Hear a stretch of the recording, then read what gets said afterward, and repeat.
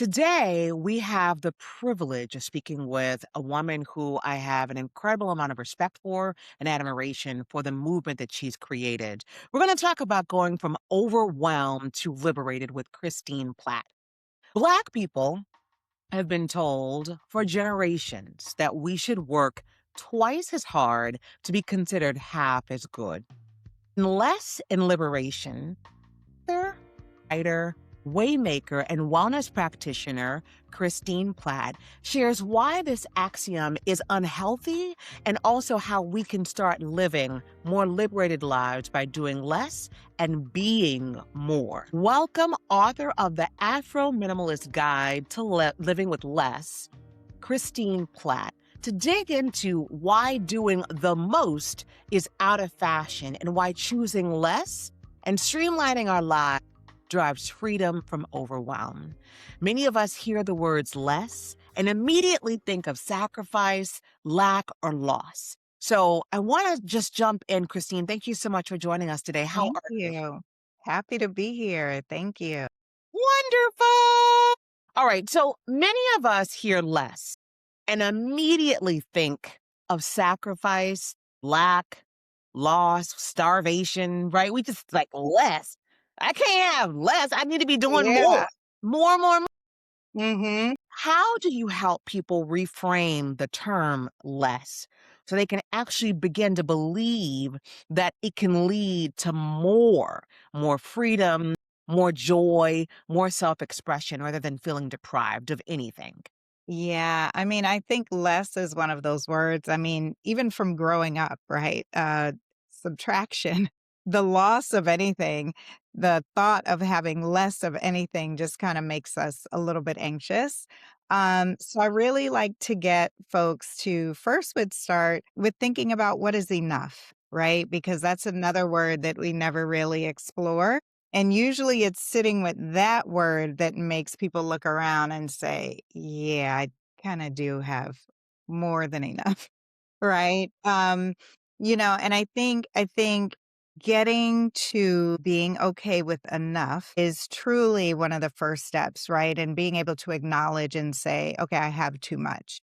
Another thing is, really getting people to understand that, there is a difference between living in abundance and living with abundance. And I think a lot of us live with abundance, not necessarily in abundance. I don't need a bunch of things. I don't need the next, the greatest, whatever to feel like I'm living in abundance, right? Because who I Mm. am is less about what I have and more about who I am and what I have to offer the world, right? So it really gets down to us sort of getting to the root of some of these limiting beliefs that we have about ourselves, about what it means to be abundant, about what it means to have enough, right? And really starting to define a lot of these words for ourselves. Christine, and first of all, thank you. That was a bar, as the young kids say, the bar, right? About living in versus with abundance. And I was waiting for Mhm. you to really articulate the difference between the use of the preposition like the with versus the in. So, right, me as like a professor, I'm like, so wait, hold on, with versus in. So when you say with, that is with things, like with things, with With things. things, Okay. yes. I believe the average American household has over 350,000 items or 300,000 items, right? And so we are of a generation where we are fortunate and we are blessed and we are able to consume and buy things that a lot of our ancestors and a lot of even us as children were not able to have access to. And I think because of that, we've sort of learned to look at abundance in a different kind of way. And so that's why I like that little signifier in there, right? Like, are you living with abundance or are you living in abundance? Um, No, go ahead. no, no, no, please. Think about I live in Louisiana currently, right? And it has Mhm. been a culture shock for me in many ways. But one of the things that I see when I look at the culture of New Orleans and I look at the joy of our people, the joy in their soul, is that they're living in abundance. They're living in an abundance of Mhm. happiness, joy, and I see it, right? Now, I'm wanting us to still live with abundance, like a little bit more. I'm like, Yeah, can yeah. we have both, right? But You I, can. I've seen what you're saying about like living in abundance, being living with abundance, and I Yeah, just and, we'll see these shows and they'll say, "Oh, this family only lives off of this, or they only have this." And then the family is like, "And we're so happy and we're grateful." And everyone is like, "How can they do that?" You know what I mean? And it's because they are living in abundance and gratitude each day. It has less to do about what they have and who they are and what they're grateful for and what their values are and what is meaningful to them and for them, right? And again, I think as a society, we have gotten very comfortable living with abundance and we lose sight of what it means to live in abundance. And that's where we hear folks talk about doing the work, that's where the work is. Getting to the root causes of, why you feel like you need X, Y, and Z to feel abundant. something else is this whole notion of so many of us are, and including myself, just afraid of ever living without, I think, and I know you know this much more and you may have stats, you may not gonna put you on the spot on that. But I feel like there are more people, not I feel I've read this before. There are more people today that are living further away from their birth cities, right? So when you live Mhm. further away, and I'll speak for myself, you feel like I gotta make sure that I can cover myself because we're living outside of community. Yeah. Right? And I Yeah. think that there's something to be said for when I think about New Orleanians, they are living in community. They're Mhm. going to eat. Somebody is going to feed you, right? Yeah. You're gonna Yeah. get some red beans and rice for $4. You're going to be okay. Yeah. Versus many of us who've gone for the more urban, worlds of New York Mhm. and DC and Chicago and LA, we're like, Yeah.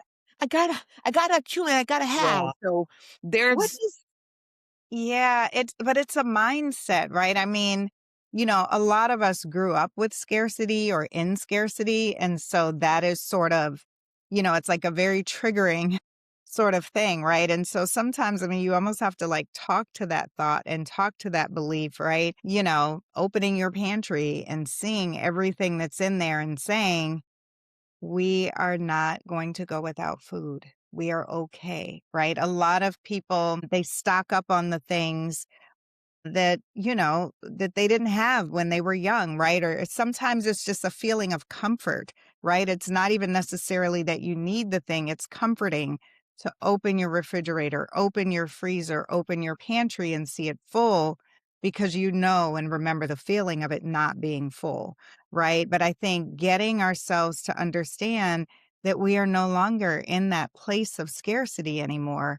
And so our actions and behaviors can now mirror the space that we are in, which is we are in an abundant space and we can save and we can be mindful of what we have and we can be more intentional about the things that we have in our lives, right? We are not like, I think the hardest part is switching our mindset to understanding that we are safe. We are no longer in this place of survival and struggle mode where we need all these things to feel comfortable and validated. I'm safe. I'm safe. I'm safe. I am safe. I don't need these things. But let's shift to something else. Work, right? Mhm. There is a deep pressure for people, especially women, Black women and women of color, to feel like we need to accumulate the degrees, the titles, because we're still trying to validate ourselves of being Yeah. worthy of these roles and being Yeah. seen from being unseen. So you speak to that, unless is And liberation. here's the thing, Black women, we love learning, right? So we are accomplished. Yeah, like we love I'm hearing it. learning. Get your book. Yeah. Um, yeah. And so, I think that there is something very beautiful about that. I don't want to discourage anyone from feeling like, man, am I really going to go get another degree? If you want the other degree, go get the other degree. I think at the root cause of whether it's a degree, whether it's another pair of shoes, whether it's a handbag, it's asking ourselves why, right? If I have 50 pairs of shoes. Why in this moment do I feel like I need another pair? Do I feel like I need this pair? Right? If I have, X number of degrees, why do I feel like I need this degree? Right? Like is it the needing for the job advancement, or is it again, are you putting it on like armor? You know what I mean? Is a way to seek validation to, your self-esteem, whatever it is, right? Because a lot of times this stuff is just conspicuous consumption, right? Like we're not even doing it for ourselves. We're Yes. doing it for other people. I would have folks say like, man, like I saw you wear that dress before. I could never rewear a dress. And I'm like, why? And they're like, I mean, what are people gonna say if they see me in the same dress? I'm like, they're gonna say just what you said to me. I love that dress on you. Every time you wear it, I love it, right? But so often we never really stop to ask ourselves why. We never pause to like, why am I doing this? Right. And when it comes to overconsumption, overwhelm is another story. I'll address the overconsumption first, right? Getting to the root cause of the why is how the house stays decluttered. It's how the closet stays decluttered, right? If you don't get to the root cause of why you're buying more than you need and acquiring more than you need, doesn't matter how many times you declutter or what you let go, you're just going to keep bringing stuff right back into the house, right? So getting to the why, asking myself why, was so pivotal for me. And the why can also come in like the form of a mantra. One of the ones that I share in the Afro Minimalist Guide that I love and that other people love is very much, it's not a deal if you don't need it, right? Because I would always find myself at the sale rack, be like, oh my God, this is so amazing. It's 99.9% off, right? It's like, it's such a deal. It's such a deal, right? And like learning how to reframe that and, like if I don't need it, I'm not saving $100, right? Even if it was $200, I just wasted $100, right? So a lot of it is really sitting with ourselves a little bit and pausing, and because of the society in which we live, consumerism is, I mean, it is a wealth generator for a lot of businesses and Yes. organizations.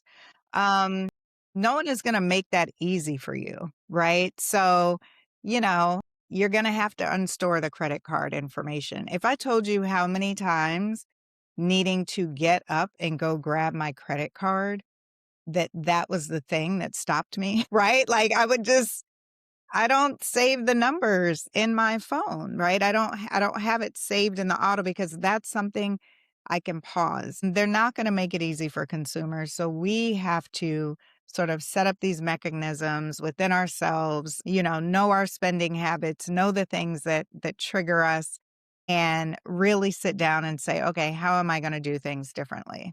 Can you share a few ways in which different limiting beliefs impact our well being? Yeah, for sure. First, I want to define what a limiting belief is because that was a little challenging for me. Like, why would I believe something limiting about myself or believe something that would limit, just how I'm able to move through the world? And a limiting belief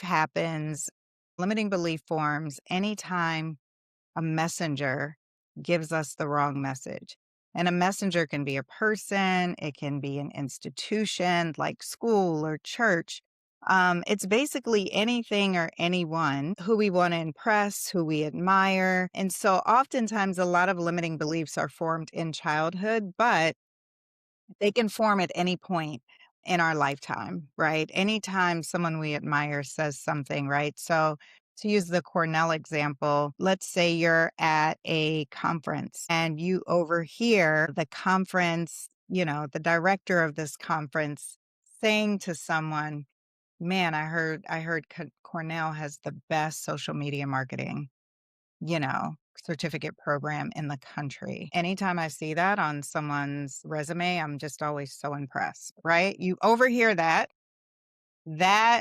is if you hold on to that and think the only way I'm going to be able to impress this director of this conference is if he finds out that I have this certificate from Cornell. Like that's how it can latch on and form. And so these limiting beliefs, sometimes they are passed down to us knowingly. More often than not, though, it's unknowingly. Like we just, especially within the Black community, adages are just passed down, right? Like you got to work twice as hard to be seen as half as good, right? Like we just pass it down, we latch onto it, it becomes a belief, and that belief dictates how we work, how we move through the world, right? Everyone else is going home at 5 o'clock. We feel like, I got to stay until 6:30. I need them to see how hard I'm working. I need them to see I'm dedicated, right? And a lot of times, when these limiting beliefs, especially those that are passed down culturally and generationally, they often were something that was useful back in the day, right? They're just no longer applicable to our modern day lives. And so that's how they can influence our overconsumption and our overwhelm, right? Is like somewhere there's this limiting belief where I feel like I have to have, or I need to be seen doing, or if I say no, something bad is going to happen. Right. And Right. so, really getting to the root causes of those limiting beliefs. And when I say get to the root, it's less about who told you that. Mhm. I saw that in your book. Yeah, it's not about the messenger. The messenger was just a messenger. Yeah, excuse Yeah. me. Yeah. It's not about who told you that. I know that that's very tempting. It's like, let me find out who said it so I can, I think it's really more about identifying the limiting belief, and it's really with the why. One of the examples that I'll give is this, and this is from my own experience. I would find myself saying things like, I don't have time to eat. I need to hurry up and get this done. Right? Pausing and saying, "Why do I feel like I don't have time to eat?" Like, it's actually just not true, right? But, like, where did this come from, right?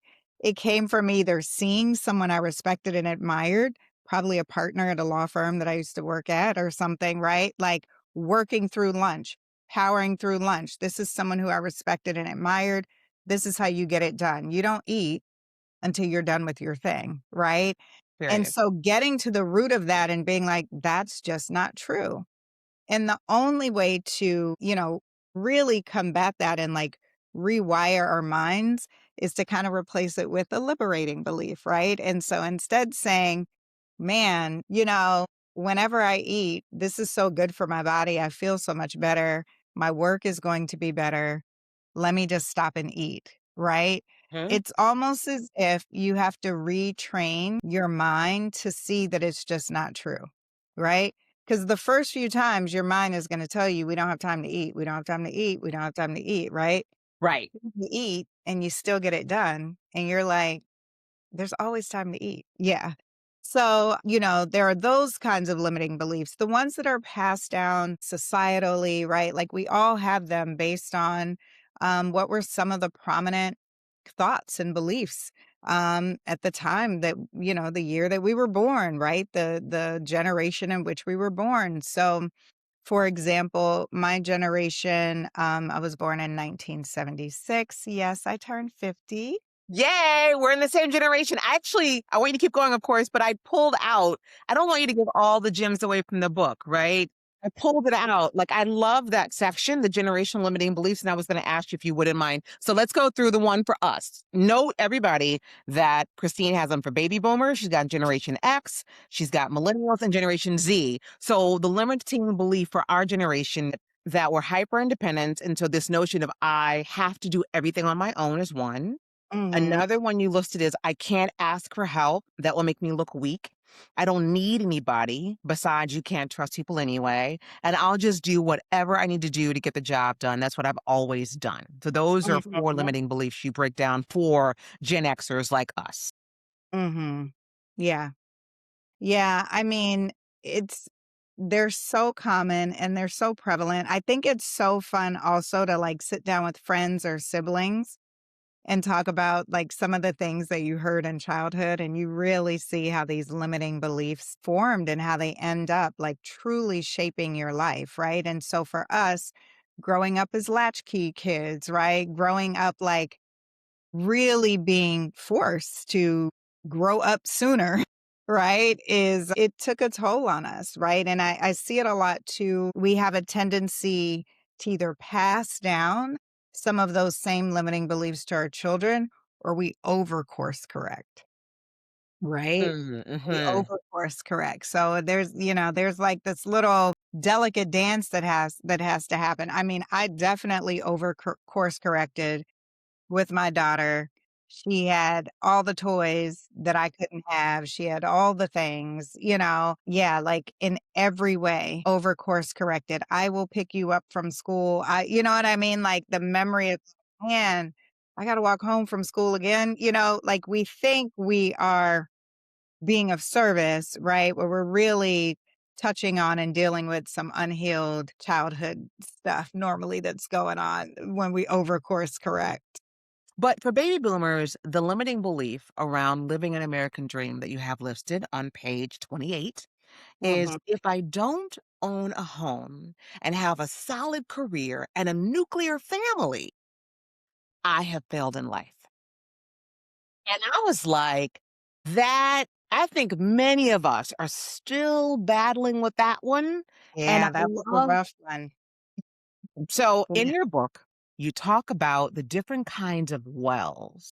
Mm. And this touched my soul so much. So she talks about an emotional well, a financial well, a spiritual, relational, and material wells. For listeners who have never heard this framework, will you walk them through what wells are and why it's important for them to see their emotional, their health from a well perspective? Yes. So this was a last addition to the book. Originally, I didn't really center on wellness, just kind of like overwhelm, what are the limiting beliefs that sort of lead us up to that? But this happens when you're writing. Things come up for you and you're like, "Oh, this is for me and it's for everyone else." And so, as I'm exploring a lot of limiting beliefs that I had while writing the book, a lot of mine, given the time in which we were born, were around productivity, around being valued by doing, by being of service. And I'm just kind of, you know, sitting with some of those things and just kind of asking myself, like, huh, I've really been doing this all my life. And yeah, it actually showed up. The toll of that showed up at a doctor's visit. I was diagnosed with high blood pressure, had no idea. I felt fine at the time. What I now realize is, of course, that I wasn't fine. It was just that overwhelm was my baseline. So it felt normal. So I didn't, you know what I mean? I didn't realize that I was, yeah, not in the best shape. That was a big wake up call for me. They were going to need the ER as well. It was like a real wake Yeah, up they call. were trying to figure out. Yeah, I was stage 2, I mean high stage 2 borderline stage 3, which means I was like on the cusp of having a hypertensive crisis. Like was and I'm sitting there, I feel fine. Was the wildest experience. I meet with the integrative health doctor because it was definitely stress related, work related, and just like I don't want to be on this medication for the rest of my life. So for listeners, I share this in the book as well. And so we talked through my medical history.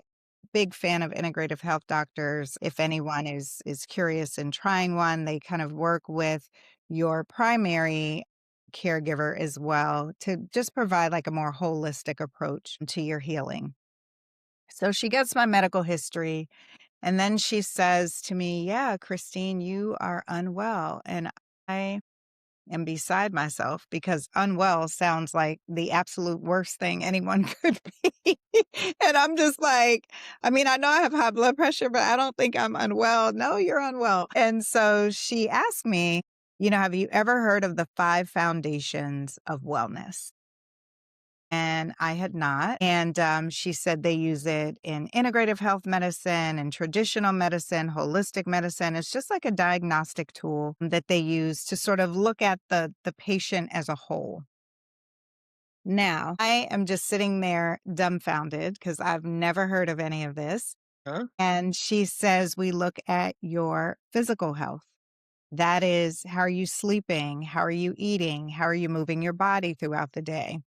She said, we look at your mental health. And that's not just like, oh, are you seeing a therapist? It's what are you listening to? What are you reading? What sort of information are you taking in that is impacting and shaping your mind and your cognitive skills? She said, we look at your emotional health, right? Are you able to emote? Do you feel like you have a safe space to emote? When was the last time you emoted something beyond happiness and sadness, right? Like, are you even able to tap into your emotions? The fourth area is your social health, and that is your community, your friends, your relationships, right? Are those in a healthy place? Do you feel supported? And then that last area of our health is our spiritual health. And if you're part of a religious denomination, of course, that is included, but it's also about our purpose. And do we feel like we're doing meaningful work in the world? And she said, if any one of those five foundations is compromised, we deem a patient unwell. And I'm looking at my life at the moment. And I said, okay, so yes, I am unwell. I love Based crying. on that. Yeah. If that's the diagnostic tool, then yes, you are correct. And I start crying. I'm thinking about like just how I'm not eating well, how I'm not sleeping well.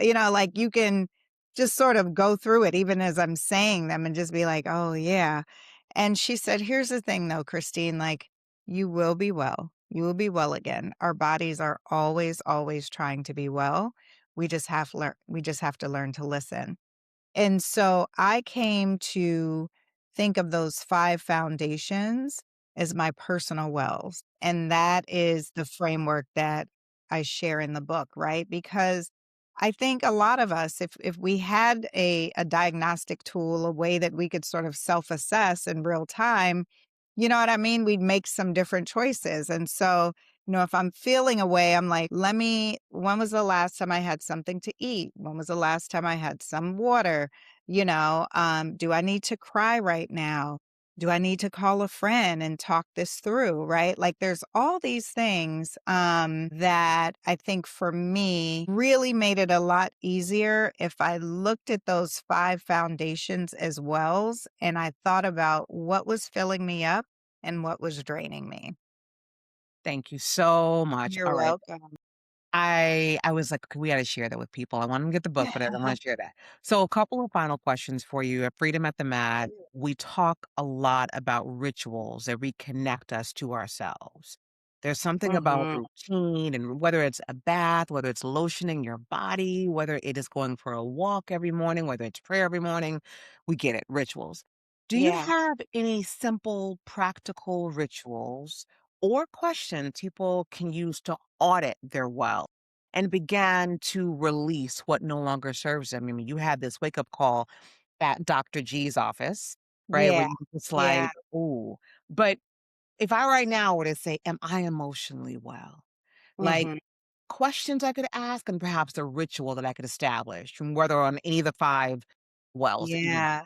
It's so interesting because I feel like my whole life, my everyday life is like some ritual or routine just to make sure those wells stay full. I think what you do in the moment is so much of this is learning how to listen to your body, right? So it's almost like doing a scan. So let's say, for example, let's focus on the emotional well. You feel yourself getting emotional, where are you? What's happening around you? What is going on that makes you feel like you can't emote, right? Do you need to just go cry, right? Or do we have a thought that is, you don't have time to cry right now? Get it together, right? Like then we're like, there's a limiting belief. Why do I feel like I don't have time to cry? Why do I feel like big girls don't cry? Why do I feel, you know what I mean? So a lot of it is an assessment that you're doing in real time in the moment and thinking of the ways in which you can fill yourself up naturally sort of lead to discovering a lot of these limiting beliefs that we have. So it really is just a test that you do. Like if you want to put a a routine or like a ritual to it, you could say at 9 a.m., noon, and at 3 p.m., I'm just going to do a little check in with myself, you know? Mhm. In terms of just like everyday rituals and routines, I share a few in the book, but I don't have any specific for each well. And I think, largely because it's learning how to listen to your body. Our bodies tell us everything that we need. I was so delighted when I got the section around freedom. You Yes. speak to the different kinds of freedom that we can experience in this life. Hmm. Can you share a few of those freedoms with us? You have to. I mean, you gotta just give us a little bit here. you know, I think creative freedom is one that a lot of folks get stifled about, and that's, being able to create freely. I will share with you, I recently started doing watercolor. This is like yeah. So, right, like just have a little book, but just being able to is there a way writing is my job, that's my career. What other ways can I express myself creatively? And freely, right? Like I'm not selling those. There's nothing, right? Like it's just for me. Yes. I think, body autonomy, I list 10 different facets in the book, but there are so many different facets of freedom for us to think about. And one of the things I talk about in the book is this idea of freedom from and freedom for. So identifying what aspects of your life that you're seeking freedom from Yes. and what aspects of your life that you're seeking freedom for. So that's another way to sort of pinpoint what are some different facets of freedom that I need to be exploring, right? Because someone may be financially free, but they may not feel creatively free or they may not feel spiritually free, right? And so at the crux of this work is really, challenging ourselves to think about what is personal freedom, what does liberation look like, and what does that mean for me? And it's going to look different for all of us, as it should. But it's really exciting and beautiful work. I'm loving the book. I'm at the Thank very, you. very end. I'm right past the freedom section, and I'm just like, this is a book that I think every woman needs, especially every Black woman needs, Thank because you. you help us get from overwhelm and how and starts with the thinking. It's all in the Yeah. mind to be able to transition. I am mandating all freedom act. Get a copy of this book, Restoration. It's a transformational read that you can really be able to transform your life with.